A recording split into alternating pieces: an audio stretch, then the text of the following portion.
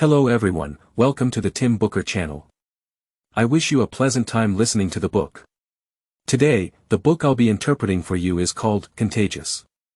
In about 23 minutes, I will extract the essence of the book and explore how marketing can achieve viral effects, much like a contagious virus. Some might ask, why should I learn about marketing if I'm not in the business? Well, it's not that simple. Understanding marketing has become an essential skill for everyone in modern society. With an overwhelming amount of information bombarding us daily, our brains tend to filter out most of it. If we want our ideas to stand out and be noticed, we need to learn how to market them effectively. This reality manifests in various ways. For instance, innovative products that have been carefully designed may struggle to find customers, while seemingly trivial content on social media can go viral. Even well-written, informative articles might not garner as much attention as gossip about a celebrity. These harsh realities remind us that it's time to learn how to do marketing. Marketing doesn't just apply to products and copywriting, it can also be applied to ourselves. By using suitable marketing strategies, we can not only enhance a product's competitiveness and market share but also increase our own social influence, opening up more opportunities for ourselves. The author of this book, Jonah Berger, is a marketing professor at the Wharton School of the University of Pennsylvania and a top expert in marketing. He has published numerous focus studies on marketing in top global journals, such as the Journal of Marketing Research, JMR.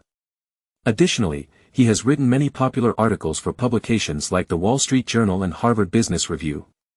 He is a recognized authority in marketing, earning him the title of Iron Professor from the Wharton School. In Contagious, the author distills years of research into practical methods, complemented by real-world case studies. It can be considered a must-read for anyone interested in learning about marketing. Now that I've introduced the book and the author's background, let's delve into the details of the book's content. The author believes that achieving contagious effects depends on 6 elements: social currency, triggers, emotion, public visibility, practical value, and storytelling. I will present the translated content directly without any Chinese text. I'll divide the content into 2 parts: product design and product sales, to explain the meaning behind these principles and how to apply them in practical operations. First, let's look at the principles in product design. To make a product popular, Jonah suggests incorporating social currency into its design. What is social currency?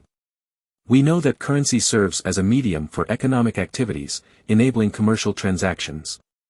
Similarly, social currency acts as a medium for social interactions, providing topics and conversation points for people to engage with one another. For example, few people would be interested in discussing a bag of ordinary crisps. However, if each bag of crisps contained a random collectible card, people would be more inclined to ask, "Hey, what card did you get today?" These collectible cards in the crisps become a form of social currency. Social currency comprises 3 main elements: distinctive design, high observability in public settings, and practical usefulness in solving users' problems. Let's focus on why a distinctive design is a crucial element of social currency. News spreads when it's different. Likewise, a product that sets its users apart can become newsworthy and spread virally. Unique products generate curiosity and become conversation starters. People will wonder about the motorcycle with hidden wheels, asking, "What kind of motorcycle is that?" Being distinctive brings novelty and a sense of discussion, attracting people's curiosity. For product users, having something unique can make them feel more outstanding, confident, and provide them with more bragging rights. To illustrate, a distinct design can turn an ordinary product into a viral sensation.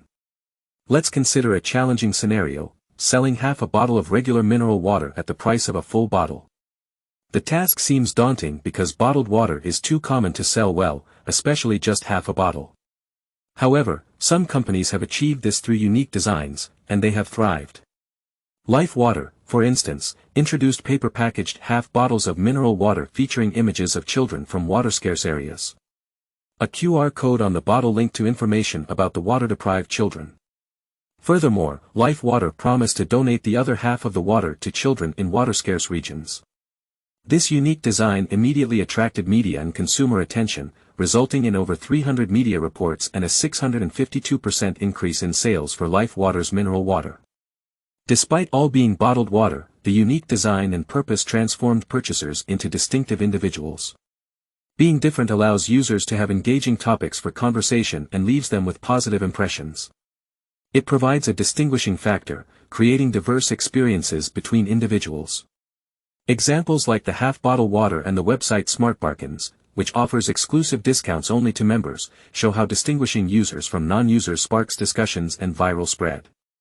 Another way to differentiate is to segment users and offer tailored services accordingly. For instance, airlines often provide upgrades and VIP lounge access to frequent flyers based on their mileage points. Credit card companies offer premium benefits for higher-tier cardholders. Social media platforms use stars, moons, suns, and various types of diamonds to signify different virtual identities and offer distinct network services to different user groups. These exclusive services with a sense of privilege also become topics for discussion and viral sharing. In conclusion, product distinctiveness makes users feel unique and confident. Furthermore, the curiosity of others about something they don't know about or haven't experienced can trigger discussions and viral spread, effectively providing the product with social currency attributes. To make a product into social currency, the second essential element required is high observability in public settings. Jonah discusses the principle of public visibility in the book, which refers to a product's easy recognition in public places. A good product should be instantly identifiable, otherwise, even if it's excellent, others won't know about it, let alone spread the word. Let's take the recent popular American electric vehicle company, Tesla, as an example. When designing the electric vehicle, Model X, Tesla introduced many new technologies. However, only the Falcon wing doors were CEO Elon Musk's insistence. These doors open upwards like wings, enhancing the product's public visibility. Musk's intention was to increase the product's visibility in public. He thought, without these Falcon wing doors, even if you tell everyone that the car is packed with cutting-edge technology, would anyone actually see it? All they would see is a car similar to any other SUV, but more expensive. With the Falcon wing doors, it's different. Imagine in a parking lot filled with cars, suddenly, one car's doors lift up like wings, people will say, "Oh, that's a Tesla." So, nearly all promotional images of Model X featured the open Falcon wing doors as a background. The Falcon wing doors became the calling card for Model X in public dissemination, allowing people to easily recognize Tesla from among a group of cars. To increase a product's recognizability in public, besides creating a distinguishing feature like Tesla did, it's also essential to consider frequent exposure of the product's brand in people's daily lives. The more familiar people are with it, the easier it becomes to recognize. The book provides an example of Nike to illustrate how to enhance a product's exposure. To boost brand visibility, Nike devised two plans. The first was to organize an Around America bicycle race in the company's name, allowing anyone to participate with their families. The other approach was to sell wristbands with the company logo. After discussions among management, Nike chose the second option and decided to make the wristbands yellow. Bright yellow is a rarely seen color in people's lives, making it stand out against any clothing. Moreover, yellow has no gender bias, both men and women can wear it. The key reason for choosing wristbands over a race was the continuous exposure the wristbands could provide compared to a one-time event. As a result, Nike's wristbands became extremely popular, selling out the initial 5 million units in less than 6 months. Nike eventually sold 85 million wristbands, greatly enhancing the brand's recognition and visibility. Creating a highly observable product not only encourages customers to spend money on it but also provides free publicity during its use. Hence, high observability is an important component of a product's social currency function. The third essential element for making a product into social currency is ensuring its practical usefulness. As mentioned earlier, while distinctive experiences and recognizable brands are two crucial components of social currency, a product cannot solely rely on novelty, it must also possess practical value to solve users' problems. People inherently resist useless information. They not only refrain from sharing it but may even forget it. Many have experienced helping businesses share advertisements in exchange for a gift, only to delete the shared content as soon as they receive the reward. This behavior illustrates that even with material rewards, people are unwilling to share information they perceive as useless. The reason is simple: sharing useless information could diminish their image in their friends' eyes. However, if the information is practical, people are more than willing to share it because in urban life, opportunities to directly help others are becoming increasingly scarce. Consider the frequency of meeting neighbors and friends compared to contacting them via smartphones. In many cases, people rely on Facebook to learn about their friends' situations. Consequently, sharing practical information with friends becomes the most efficient way of helping others. To illustrate how practicality can accelerate information dissemination, the author provides an example of vaccine propagation. In 1998, a medical paper suggested that vaccines for preventing measles, mumps, and meningitis could make children more prone to autism. Without any deliberate promotion, this paper became an instant and widely discussed topic. However, later it was proven to be pseudoscience. Nevertheless, the reason why this message spread quickly was due to its practical value. Who wouldn't care about their child's health? Similarly, on Facebook, articles like health guides often go viral because they offer practical value evident in their titles. Therefore, in product packaging design, emphasizing practicality is crucial to make consumers clearly understand the product's efficacy. Titles like Master Python in 17 Days, Understand America in 1 Minute, 36 Rules for Entrepreneurship, etc., use numerical enumeration and straightforward language to highlight the product's practicality to users. So far, we have discussed the methods for designing a popular product, which require incorporating social currency and creating a product with topic attributes. In terms of practical implementation, a product should have the following 3 elements: distinctive design, high observability in public places, and practical usefulness in solving users' problems. Of course, a good product should be accompanied by an effective marketing strategy, as a well-crafted marketing plan can significantly enhance the product's reach and popularity. Next, let's explore 3 techniques that can be utilized in the marketing process. The first technique is to associate the product with common scenes in people's daily lives. There is a saying, seeing an object reminds one of a person, which reflects a characteristic of the human brain. One thing appears in our minds because it is associated with another related item. The book refers to this factor that triggers associative thinking as cue. Therefore, in the design of a marketing plan, attempting to associate the product with familiar cues from everyday life can increase the frequency of product mentions and make it easier for people to discuss and spread it. The book provides an example of Hershey's marketing strategy as a demonstration. Before 2007, Hershey's was facing competition from M&M chocolates, and its sales were decreasing by 5% annually. To improve market share, Hershey's planned to launch an advertisement. The advertisement's designers observed that people often drink coffee while eating chocolate, and drinking coffee is a high-frequency event compared to eating chocolate. Thus, Hershey's packaged their chocolates as coffee companions, and created an advertisement where one person sought Hershey's chocolates to accompany coffee, while another person looked for coffee to accompany Hershey's chocolates.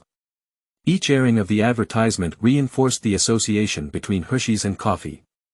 The advertisement had a remarkable effect, as Hershey's sales increased by 30% after 1 year, and the brand's value rose from $300 million to $500 million. Since cues play such a significant role, let's discuss how to choose a suitable cue. A suitable cue's most significant characteristic is its high frequency. It could be a high-frequency feature at a specific time, such as around 10 o'clock on weekday mornings when people generally desire a break. Hence, many online flash sales are scheduled at 10 a.m. Alternatively, it can be associated with high-frequency activities in daily life, like gift-giving at gatherings. For example, Now by Gene, a health supplement, doesn't promote itself as a remarkable product, instead, it solely emphasizes that it is the preferred gift to receive. This associates Now by Gene with the high-frequency behavior of gift-giving. Furthermore, a cue could also be a short-lived trend or hot topic. Riding on a trend can significantly boost the effectiveness of promotion. For instance, Google changes its logo to match various themes during holidays and commemorative days, which promotes the brand while riding the hot topics.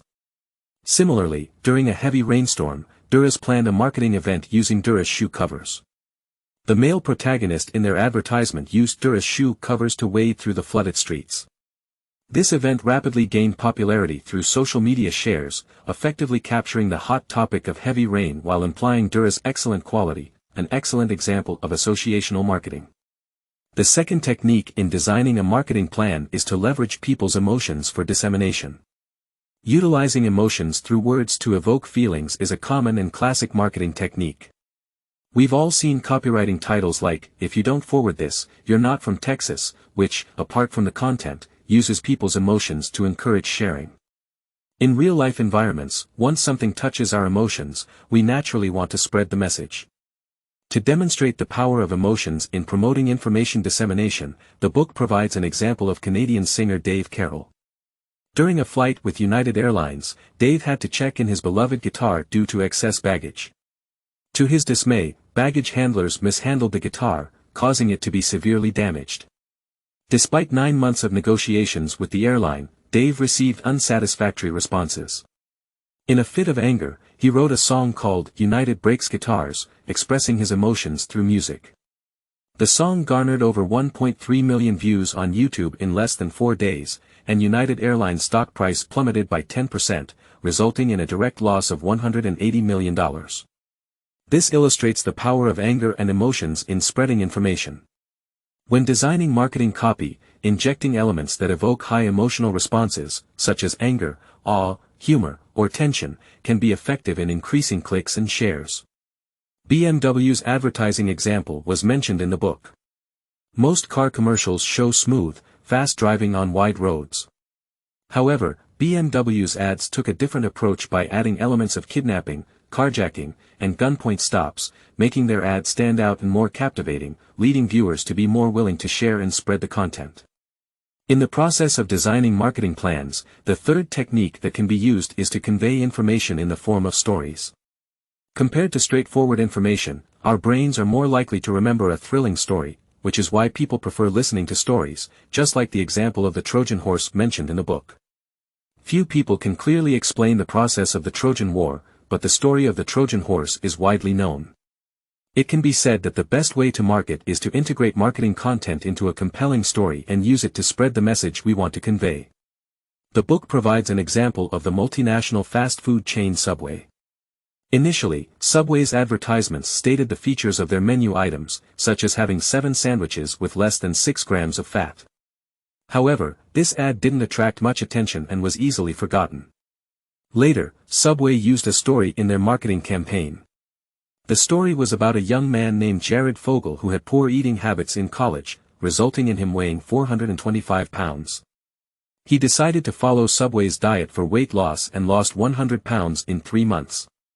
He was delighted with the results and continued to follow the diet, eventually losing a total of 245 pounds, for which he thanked Subway. This story, where a young man lost 245 pounds by eating Subway sandwiches, would undoubtedly interest both those wanting to lose weight and those who don't need to. After all, the idea of losing weight by eating fast food is quite intriguing. Through this story, Subway's brand received 3 significant improvements.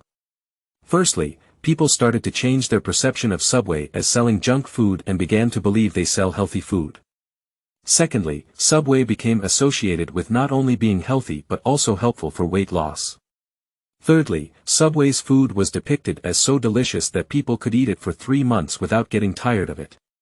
Thus, the story provided a psychological packaging that didn't make people feel annoyed like traditional advertising. Nobody would directly tell someone to try Subway for weight loss, but when you tell them a story like this, they will be much more receptive.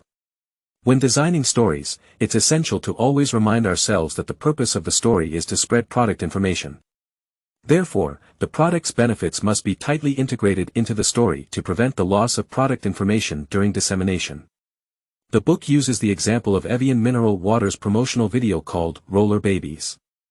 The video featured a group of diaper-clad babies roller skating, with their movements perfectly synchronized with the rap music in the background. This video was shared 50 million times, but the company didn't benefit from the story, and its sales actually decreased by 25% that year. This happened because people shared the video but not the Evian brand itself. Hence, it's crucial to ensure that the product elements in the story are woven into the main thread to avoid getting lost during dissemination. That's about it for the main content. Let's review what we have discussed today. Firstly, in this era of information explosion, marketing is essential to make a product popular. We introduced relevant techniques from both product design and marketing perspectives to make a product popular, which involves turning the product into a social currency, sparking discussions and topics. From a practical standpoint, social currency consists of three elements: unique design, high recognizability in public places, and practicality in solving problems. Achieving the first 2 points can give the product novelty and high exposure, making the users of the product appear more unique and leading to discussions and word-of-mouth spread. The last point taps into people's psychology. As with the development of modern communication, direct contact between friends has become less frequent. Sharing practical information with friends can help them save time and money, and strengthen relationships. Therefore, product design and packaging should emphasize practicality. Next, we introduce 3 strategies that can be used in designing marketing plans, which involve making good use of triggers, emotions, and stories. Triggers are actually high-frequency scenes in life. In the promotion process, connecting the product with these high-frequency scenes increases its appearance frequency in people's minds. Emotions refer to effectively utilizing positive emotions such as anger, awe, and excitement in advertising copy designed to guide customers' sharing behavior by evoking emotions. The last marketing strategy is the use of stories. Compared to plain advertisements, a compelling story is more memorable and shareable without losing the underlying emotions. However, when designing stories, it's essential to integrate the advertising points into the main narrative, otherwise, the story might become popular while the product does not. The book lists the elements that can trigger viral spreading, but more importantly, it provides valuable methods for us to learn. The author's ability to identify these elements is mainly due to their aptitude in judging cause and effect. For example, The Tipping Point is a book that had a significant influence on the author, but during the reading process, the author keenly realized that the 3 laws described in the book were not the reasons for a product's popularity but merely results. To understand the true reasons for triggering popularity, the author conducted comparative experiments to test the spread effects of various methods and eventually summarized the crazy viral elements that truly work behind these rules. So, judgment of cause and effect is crucial. If we merely polish the conclusions, we cannot truly grasp the essence of the events. Well, that's all the content for today. Congratulations! You've completed another book. Thank you all for your support and attention. Please subscribe to the Tim Booker channel, give it a thumbs up, and share this valuable knowledge with your friends around you. Let's combine wisdom with practice to achieve our financial goals and create a better future together. Thank you all, goodbye.